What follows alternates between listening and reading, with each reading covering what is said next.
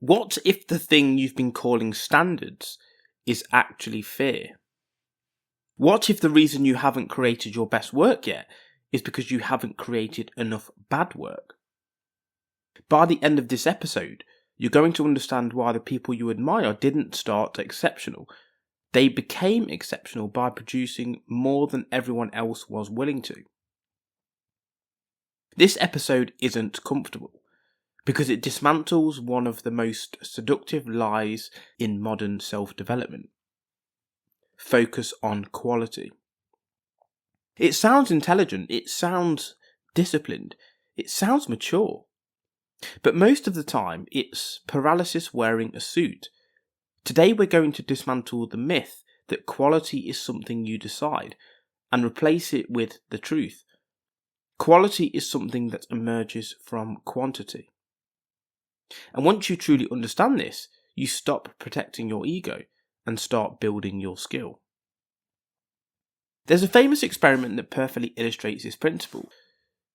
It took place in a pottery class, and what makes it so powerful isn't the cleverness of the setup, it's how inevitable the outcome becomes once you understand what was asked of the students. At the beginning of the term, a pottery teacher divided the class into two groups. The instructions were simple.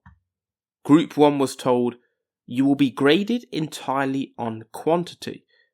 There will be no judgment of beauty, elegance, or artistic merit. Their grade will be calculated purely on how many pots they produced.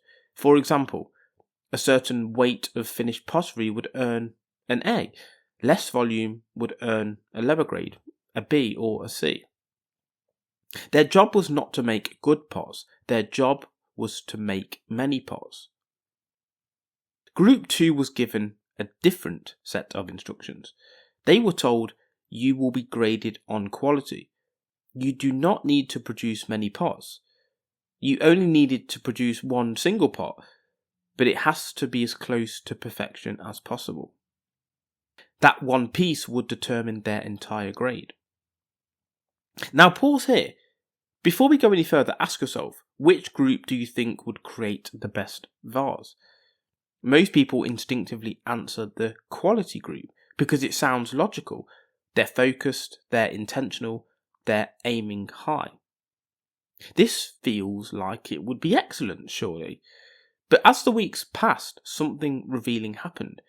The quantity group got to work immediately. Their early pots were rough, uneven, misshaped, collapsed, technically poor, but they kept going. They worked through clay quickly. Every failed pot was followed by another attempt and another, and through repetition they learned how much pressure collapsed a wall, how speed affected symmetry, how clay behaved when it was too wet or too dry. They weren't analysing pottery, they were doing pottery. The quality group, meanwhile, moved very differently. Because only one pot mattered, every attempt felt significant. They spent time planning designs, thinking through technique, visualising the finished result. They worked carefully, slowly, and when something went wrong, it felt costly. Mistakes weren't just feedback, they felt like failure, so they avoided them. And this is the crucial point. The quantity group had no emotional attachment to any single pot. Each one was disposable and just part of the process. The quality group treated each attempt as meaningful. Each mistake carried weight. That psychological difference changed everything. One group experimented freely, the other hesitated. One group learned through repetition, the other tried to learn through thinking. At the end of the term, the instructor reviewed the work, and the result surprised many people. The highest quality pots, the most balanced, confident, and technically impressive pieces came from the quantity group. Not because they were more talented, not because they cared more, but because they had made more pots. They had failed more times, they had adjusted more often, they had developed fluency. The quality group produced competent work, but it lacked the instinctive precision that only comes with repetition. The experiment revealed something deeply uncomfortable. Quality is not something you aim at directly. It is something that emerges as a side effect of volume. The group chasing quality never reached it. The group chasing quantity surpassed it. And that principle applies far beyond pottery. Repetition does something most people aren't prepared for. It destroys the fantasy version of you. The version that thought, I'd be good at this straight away. This should come naturally. I'm different. Repetition introduces reality, and reality is humbling. At first, repetition feels like proof you're not special, but stay long enough, and repetition becomes freedom. Because once you've failed enough times, failure loses its power. You stop interpreting it, you stop personalizing it, you simply adjust. That's confidence. Perfectionism isn't about excellence, it's about control. If you don't release it, it can't be judged. If you don't finish it, it can't fail. Perfectionism keeps you in potential, not performance. And potential feels safe. But potential never produces results. Only output does. Insight does not create mastery. Repetition does.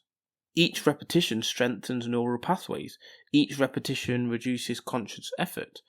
That's why experts move calmly under pressure. Quantity doesn't just build skill. It builds access to skill. In content, consistency beats creativity. In business, volume beats planning. In confidence, exposure beats affirmation. Identity follows behaviour, not the other way round. This is where most people quit, where effort hasn't turned into evidence yet. But this phase is where everything is being built. And when the breakthrough comes, it looks sudden. It isn't, it's delayed visibility. So stop asking, is this good enough? And start asking, how many times have I done this? Stop protecting output. Start increasing volume. Because quantity doesn't lower standards, it earns them. And once you understand this principle, you stop waiting. You start producing, and producing causes mastery.